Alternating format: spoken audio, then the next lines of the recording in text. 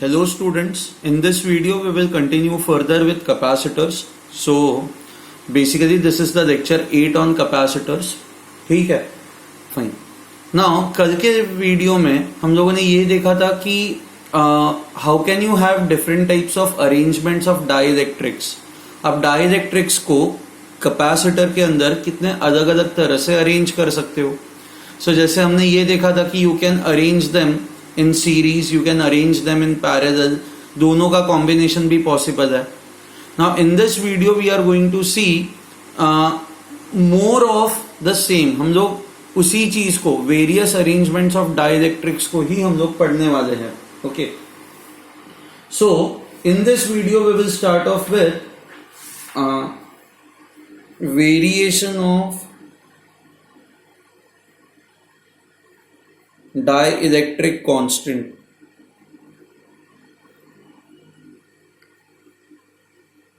Okay, so let's say you have a parallel plate capacitor. Okay, इस parallel plate capacitor के अंदर we have a dielectric. So ये जो dielectric है वो ऐसा है.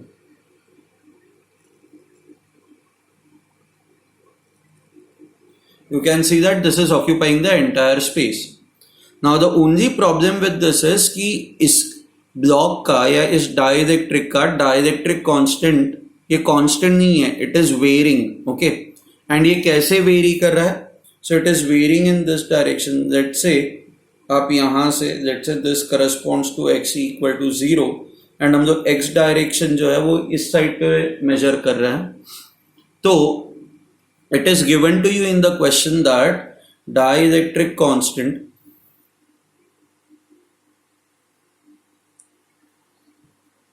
is not a constant. Basically it is varying as ax plus b. So जैसे जैसे आप इस डायरेक्शन में आगे आगे जा रहे हो, जैसे जैसे आपका x पोजिशन चेंज होता जाएगा, आपका डाइलेक्ट्रिक कांस्टेंट जो है that will change, value of k will change. It is given to you. Okay, अच्छा, it is given to you that this distance is d, area of the plate is a.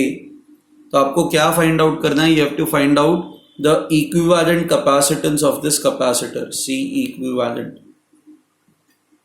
Okay, now how will I do this? See, normally अगर जो आपका dielectric constant होता तो आप C को ऐसे लिखते ना, K A epsilon naught by D. But the problem is value of K is not constant, value of K is varying. तो अगर जो K की वैल्यू वेरी हो रही है तो ऐसे केस में हम लोग क्या करेंगे? So this is how we will solve it. See, हमें ये पता है at a distance x, late me consider a very thin strip of thickness dx.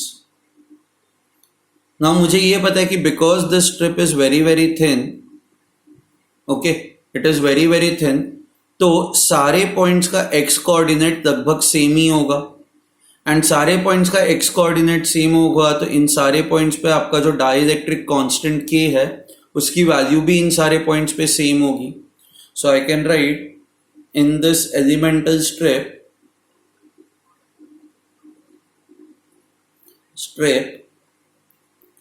The value of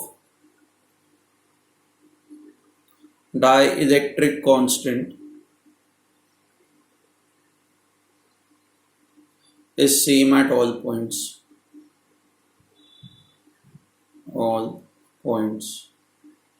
okay, now so इस छोटे से स्ट्रिप का कैपेसिटेंस कितना होगा? So therefore DC would be equal to, okay, let's find this out, K into DA. क्योंकि इसका area पूरा नहीं है ना, एरिया तो बस इसका छोटा सा ही एरिया है, epsilon naught divided by D. Correct, this can be written as K. अच्छा, आप DA कैसे फाइंड आउट कर सकते हो? मान लो कि आपकी ये कैपेसिटर प्लेट है, ओके, ये ऐसी कैपेसिटर प्लेट है. हम लोग एक बहुत ही छोटा सा सेक्शन कंसिडर कर रहे हैं.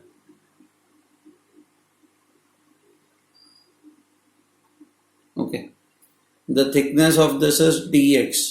Okay, let's say the width of this is w. तो इतने से स्ट्रिप का एरिया कितना हो जाएगा? It will be equal to width multiplied by this dx. So dA can be written as width into dx into epsilon naught by d. Okay, अब अगर जब आप कोई और स्ट्रिप यहां पे कंसिडर करते हो तो आप इस तरह से इसका भी कैपेसिटेंस फाइंड आउट कर सकते हो, छोटा सा जो भी इसका कैपेसिटेंस होगा you can find that out. Okay, now what you would realize is कि इन सारे कैपेसिटर्स के अक्रॉस आपका पोटेंशियल डिफरेंस सेम है ना, क्योंकि ये जो प्लेट है, लेट्स से इस प्लेट का पोटेंशियल इज V1, इस प्लेट का पोटेंशियल इज V2, तो इस कैपेसिटर के across potential difference will be V1 minus V2. इस कैपेसिटर के across potential difference is V1 minus V2. It is as good as हम लोगों ने देखो पैरेलल अरेंजमेंट ऑफ डाइलेक्ट्रिक्स देखा था, वो ऐसा ही था ना कि आप डाइलेक्ट्रिक्स को इस तरह से अरेंज करते हो. So it is nothing but बहुत सारे infinite number of dielectrics, they are arranged in parallel, correct. So I can write all the elemental capacitors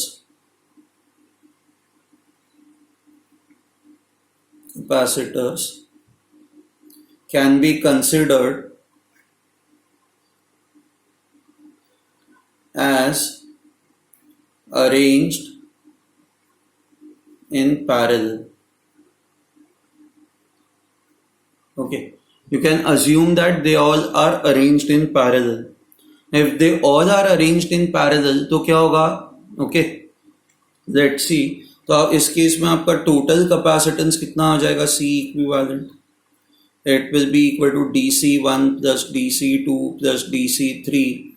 आप ऐड करते हो ना पैरेलल अरेंजमेंट के अंदर, तो आप इन सबको ऐड करोगे ना, आप इन सबको ऐड करोगे तो this is nothing but summation. Summation को आप इसको इंटीग्रल के फॉर्म में लिख सकते हो. So integral of DC. अच्छा, नाउ DC की वैल्यू पुट करें. Let's we know that this is equal to K. K can be written as AX plus B. So I can write this as AX plus B into width into dx into epsilon naught divided by d. अब जो जो constants हैं, इन constants को बाहर निकालना start करता है. So C equivalent is equal to W epsilon naught by d. You will get AX dx plus integral of B dx. X कहाँ से कहाँ तक वेरी कर रहा है? Let's say the length of the plate, ये जो प्लेट है, प्लेट की जो लेंथ है, let's say the length of the plate is L. So X जो है वो वेरी कर रहा है from 0 to L. 0 to L. So this becomes equal to epsilon naught by d.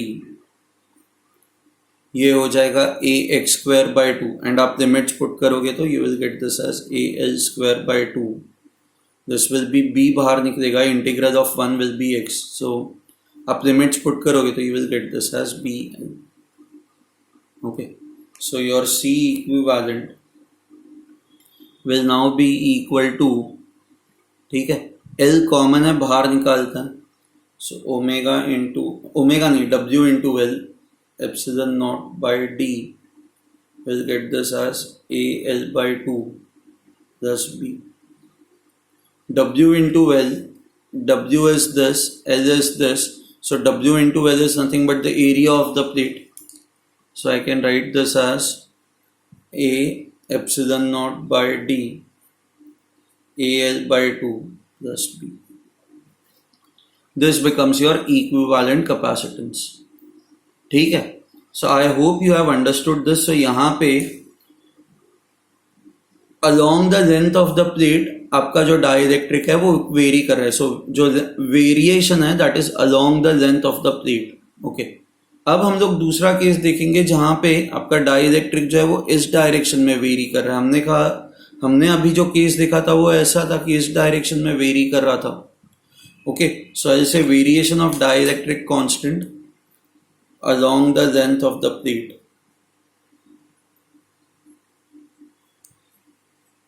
The plate. Okay. So now we will look at the second case जहाँ पे variation is perpendicular to the length of the plate.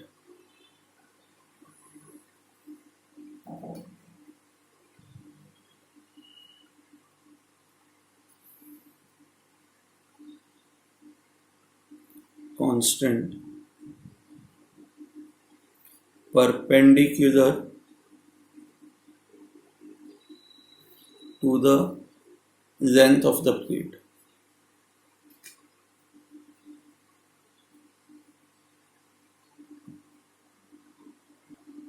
Okay. Now variation of dielectric constant perpendicular to the length of the plate. Okay. So let's say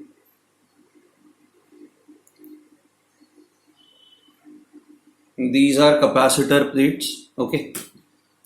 ये इस तरह से ये dielectric slab हम लोगों ने यहाँ पे डाल दिया है. It is given to you that in this direction dielectric constant is varying. Constant K is varying. Okay. So let me write down K as, if I call this direction as Y, K is equal to AY plus B. And हम लोग मानते हैं कि Y जो है वो यहाँ से स्टार्ट हो रहा है. So this represents y equal to 0 and this represents y equal to d. Directions भूल जाओ, मतलब माइनस डी वगैरह मत कंसिडर करो. Let's say this is y equal to 0, this is y equal to d. Okay. अब हमें यहाँ पे इसका C इक्विवेलेंट फाइंड आउट करना. तो वापस हम लोग क्या करेंगे, जिस डायरेक्शन में आपका डाइलेक्ट्रिक कांस्टेंट वेरी कर रहा है उस डायरेक्शन के अंदर will consider a small strip. Consider the small strip. Okay.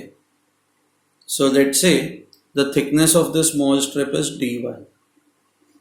Okay. अब आप इमेजिन कर सकते हो ऐसे, अगर जो आप बहुत सारे छोटे छोटे स्ट्रिप्स कंसिडर करो तो आप इनको सीरीज कॉम्बिनेशन मान सकते हैं ना. You can consider this as series combination of dielectrics. Correct.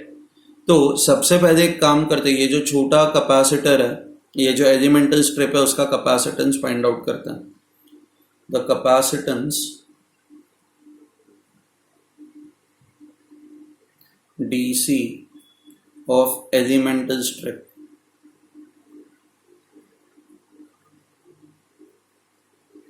Okay.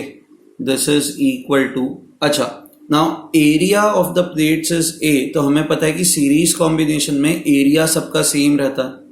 So area से कोई फर्क नहीं पड़ेगा. So it will be K into A into epsilon naught divided by the thickness of the slab. इस slab का जो thickness है that is dy. So this will be equal to dy. Okay, this is dc. Now all the elemental capacitors can be considered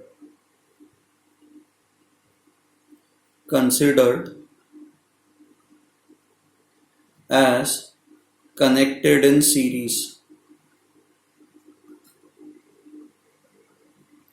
अब series connection के अंदर हम लोग reciprocals देते हैं ना, रेसिप्रोकल्स को ऐड करते हैं. So therefore 1 upon C equivalent will be equal to 1 upon DC1 plus 1 upon DC2 plus so on and so forth. So 1 upon C equivalent is nothing but integral of 1 by dc. Okay. Now 1 by dc is this. So therefore 1 by dc would be equal to इसका reciprocal dy. K की जगह पे मैं ये put करूंगा ay plus b a into epsilon naught. And y कहाँ से कहाँ तक वेरी कर रहा है? y is varying from 0 to d. 0 to d. Okay.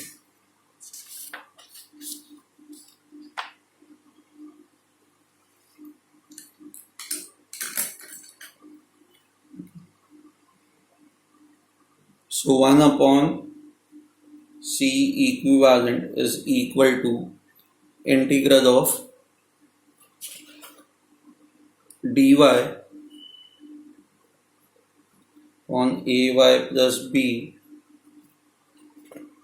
into a into epsilon naught.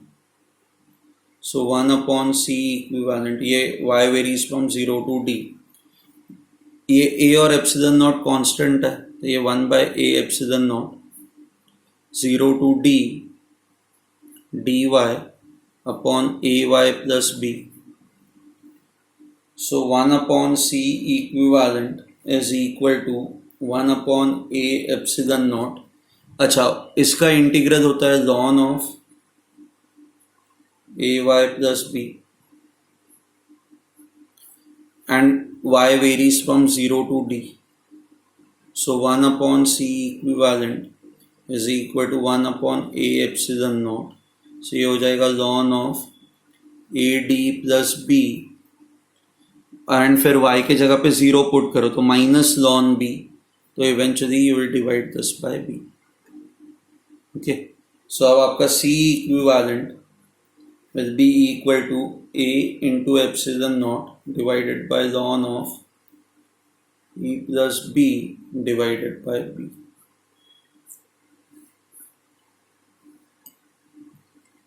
ठीक है, so I hope you have understood this. इसमें अब आप लोगों को कोई भी डाउट नहीं है. ओके, अच्छा, I have made an error. अच्छा, if you would have identified it brilliant, but identify नहीं किए तो you should pay more attention. Integral of this is ln ay plus b divided by a. Okay, so divided by a. ठीक है, अब ये a ऊपर आ जाएगा क्योंकि y का कोएफिशिएंट a है ना, तो जो भी कोएफिशिएंट होता है वेरिएबल का उससे आप डिवाइड कर देते हो. ठीक है, so this becomes your equivalent capacitance.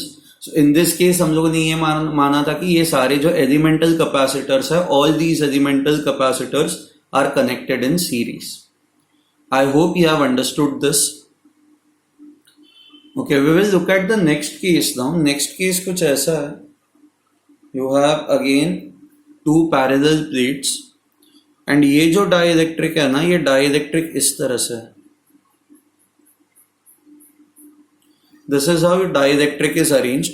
Dielectric constant है बेसिकली. डाइलेक्ट्रिक कांस्टेंट, इसकी वैल्यू k है and this section is your air capacitor. ठीक है, फाइन. अच्छा, so this is V1, this is V2. okay, this is the potential difference across the plates. अब आपको ये find out करना है what is the resultant capacitance. इसका equivalent capacitance कितना होगा. अब क्या क्या चीजें आपको पता है. So let me tell you. Let's say the length of the plate is L, the distance between the plates is D, the width of the plate is W.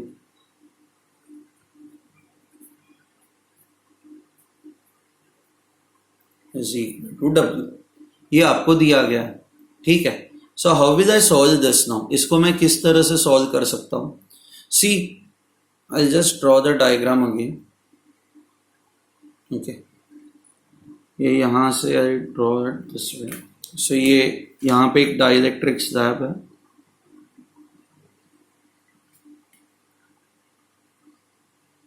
Okay, now we know that ये जो dielectric constant k है, अच्छा, it is constant for this. Now the problem is कि dielectric slab का thickness हर जगह पे change हो रहा है ना. सो आप अगर जो यहाँ पे देखोगे तो ये थिकनेस इतना है, बट आप यहाँ पे देखोगे तो the thickness is this much. Okay, so basically ऐसे केस में आप क्या करते हो कि let's say at a distance x, late me consider a small thin strip. Okay, ये स्ट्रिप का जो थिकनेस होगा that will be dx. So this will also be dx. Okay, now अगर जो आप देखोगे तो ये कैपेसिटर हुआ एंड ये कैपेसिटर हुआ, and if you forget everything else, आपको ये लगेगा कि ये दो कैपेसिटर्स जो है ये सीरीज में कनेक्टेड है, which is absolutely true. So let मी से इस छोटे से पार्ट का capacitance is let's say dc1, इस छोटे से पार्ट का capacitance let's say it is dc2. Okay, so dc1 and dc2 are connected in series. dc1 and dc2 are connected in series.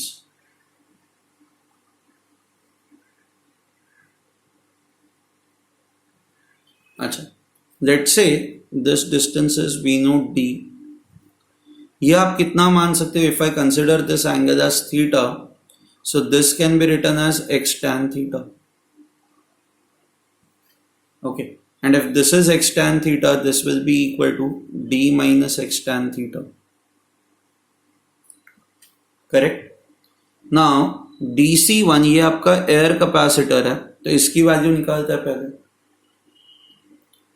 अच्छा, k is 1 into area of this small, इसका ये area कितना होगा? It will be width into dx into epsilon naught divided by this, the thickness of this capacitor, that is d minus x tan theta. Okay, dc2, the value of dc2 would be equal to again k into इसका area भी कितना होगा? It will be equal to width into dx into epsilon naught divided by x tan theta. Okay, now because these two are connected in series, so dc equivalent would be equal to 1 upon dc1 plus 1 upon dc2. In dc equivalent is basically resultant of dc1 and dc2, इन दोनों का ये resultant है.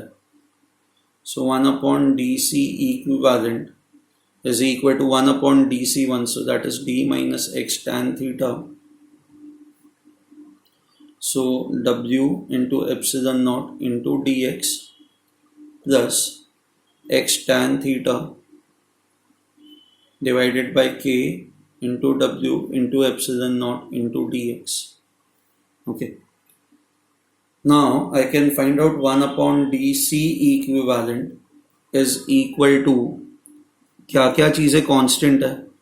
So 1 upon width into epsilon naught into dx, k से multiply करोगे तो k into d minus k into x into tan theta plus x into tan theta divided by k.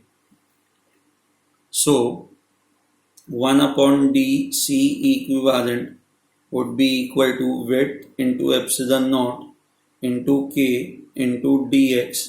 आप इसको अगर जो सिंप्लीफाई करोगे तो सिंप्लीफाई करने पे आपको क्या मिलेगा? You will get this as k into d minus x tan theta into k minus 1. x tan theta दोनों में कॉमन है, माइनस ये k minus 1. So therefore dc equivalent would be equal to omega epsilon naught k into dx divided by k into d minus tan k minus 1 into tan theta into x. इसको बस मैंने k minus 1 into tan theta into x लिखा हुआ है. Okay, so now dc equivalent is basically the capacitance of this entire strip. ये जो entire strip है इसका ये capacitance हुआ, that is dc equivalent. Okay, अब ऐसे आप बहुत सारे स्ट्रिप्स कंसिडर कर सकते हो ना. यहाँ पे आप और एक स्ट्रिप कंसिडर कर सकते हो. मान लो, let me consider another strip over here.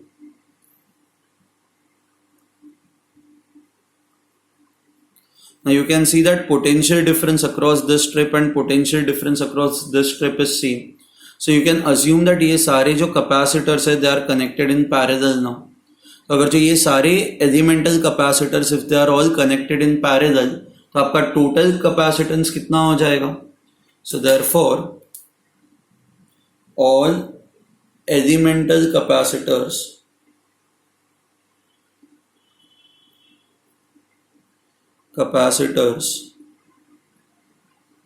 can be considered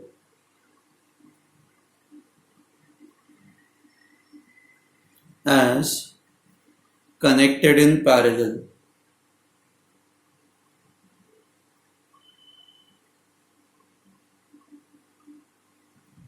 So therefore C equivalent is simply equal to summation of all the capacitors.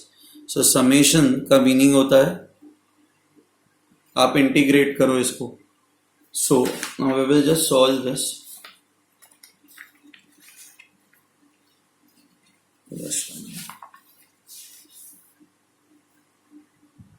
So therefore C equivalent is equal to integral of dC equivalent, which is this,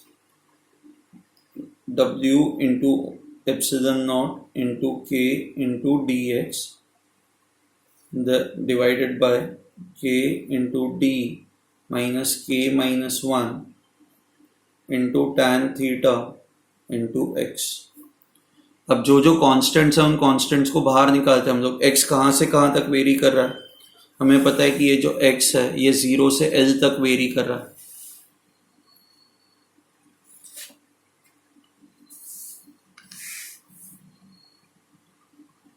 So x is varying from 0 to L. So अब क्या क्या चीजें constant है, W, epsilon not और K, these are constant. This is 0 to L dx.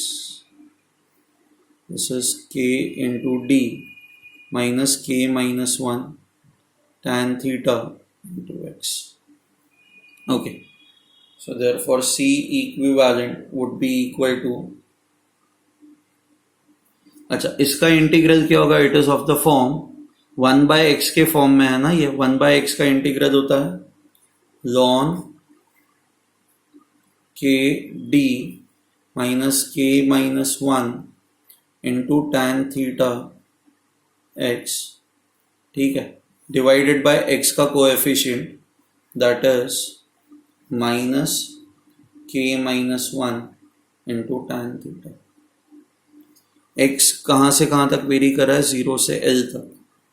So therefore C equivalent will be equal to W into epsilon naught into K minus K minus 1.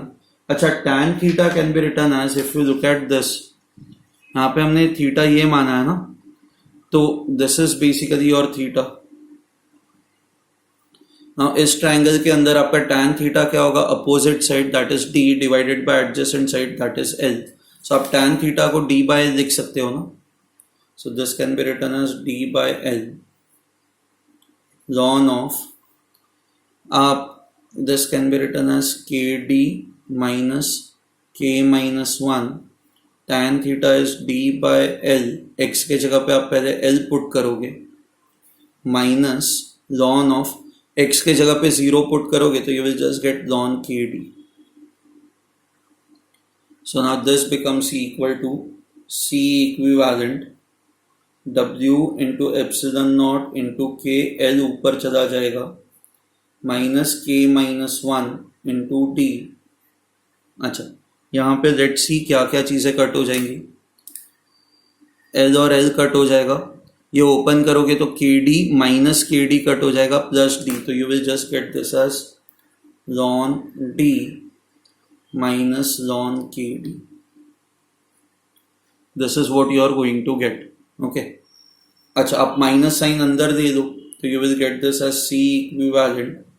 अच्छा W into L, width into L, so width into L is nothing but the area of the plate, so this becomes K into A into epsilon naught K minus 1 into D. ये हो जाएगा ln KD minus ln D, that is ln of KD by D, and this will get cancelled. So C equivalent is equal to K into A into epsilon naught ln K divided by K minus 1 into D.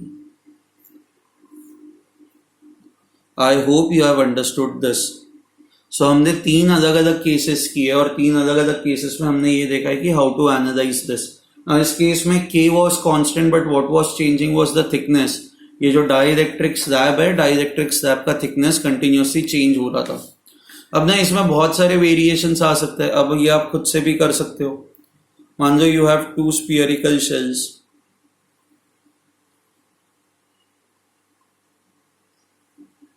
Okay, आप इस पे charge दे रहे हो plus Q, आप इस पे charge दे रहे हो minus Q.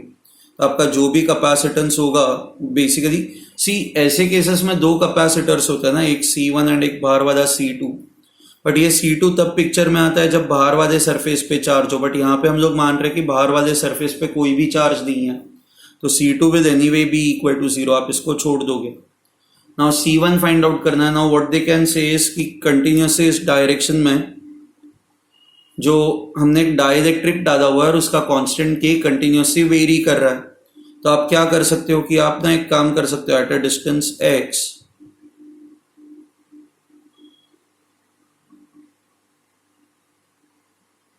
at a distance x you can consider a small strip, a very thin shell। इस छोटे से स्ट्रिप का at a distance x ये थिकनेस जो है दैट इज dx। अब इस छोटे से स्ट्रिप का एक शेल का आप ये कैपेसिटेंस फाइंड आउट करो, इस शेल का जो भी कैपेसिटेंस होगा, फिर आपको क्या करना है कि सारे कैपेसिटेंसेस ये सीरीज में कनेक्टेड है। आप ना इस थिन शेल को, ये जो शेल है इसको आप पैरेलल प्लेट कैपेसिटर की तरह ट्रीट कर सकते हो।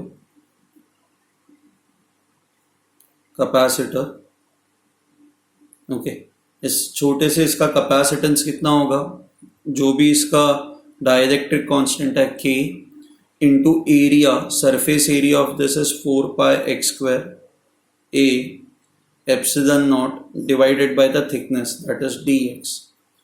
एंड ऐसे बहुत सारे अगर जो आप ये कॉन्सेंट्रिक स्ट्रिप्स कंसिडर करोगे तो ये सारे सीरीज में कनेक्टेड है ना, तो आपका C इक्विवेलेंट जो होगा 1 by C equivalent will be equal to 1 by DC। 1 by DC जिसका रेसिप्रोकल दे दो, K का जो भी वैल्यू, K के जो भी वैल्यू दी हुई है वो वेरी कर रहा है, हम लोग मान रहे हैं K इज वेरिंग, तो K का जो भी वेरिएशन है, जो भी फंक्शन है वो सब्सटीट्यूट करो एंड इसको इंटीग्रेट करो। So I hope now you have understood how to analyze various combinations of dielectrics। Dielectric के अलग अलग कॉम्बिनेशन हो तो कैसे एनालाइज करना ही आपको पता है। Okay fine. अच्छा, सिमिलरली ठीक है, यहाँ पे they can also create dielectrics this way, ये इस तरह से भी ये लोग अरेंज कर सकते हैं, तो ये सारे पैरेलल कॉम्बिनेशंस होंगे, all these would be parallel combinations. ठीक है fine, then we will end the session over here. Next video में अब हम लोग फोर्स ऑन डाइलेक्ट्रिक्स वो देखेंगे। ठीक है, चलो बाय एवरीवन।